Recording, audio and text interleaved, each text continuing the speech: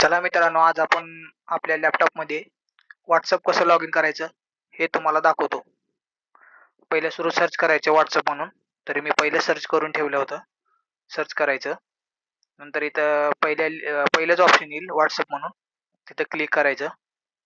Click केल्यानंतर थोडं time लागेल. स्कॅनरचं ऑप्शन येईल इथं. आल्यानंतर आपला मोबाईल घ्यायचा आणि WhatsAppमध्ये जायचं. WhatsAppमध्ये गेल्यानंतर 3 डॉट येईल. 3 डॉटला क्लिक करायचं. सेटिंगच्या ऑप्शनमध्ये जायचं. नंतर स्कॅनरचा ऑप्शन येईल वरी सर्चच्या साईडला. आल्यानंतर स्कॅनरच्या साईडला एक स्कॅन कोड म्हणून येईल. त्याला क्लिक करायचं. क्लिक केल्यानंतर स्कॅन करायचं इथं WhatsAppला आपल्या. स्कॅन केल्यानंतर कंटिन्यूचं ऑप्शन येईल.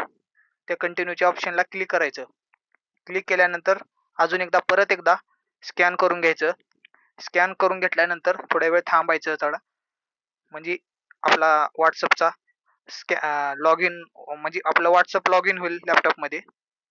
तरी मोबाईलची पूर्ण प्रोसेस झालेली आहे. तरी आता लॅपटॉपमध्ये आपलं WhatsApp लॉग इन होईल. थोडा वेळ थांबून घ्यायचं. जरा नेटवर्कचा प्रॉब्लेम आहे. थोड्या वेळ लॉग इन होईल आपलं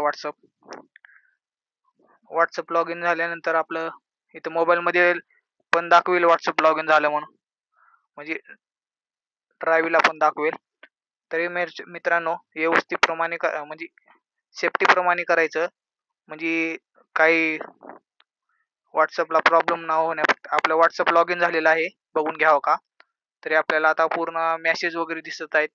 मेसेज दिसत आहेत, स्टेटस, कॉल, कॉन्टॅक्ट आपले सगळे पूर्ण दिसत आहे. तरी आपल्याला आपला व्हिडिओ आवडला तर सबस्क्राईब करा, लाईक करा.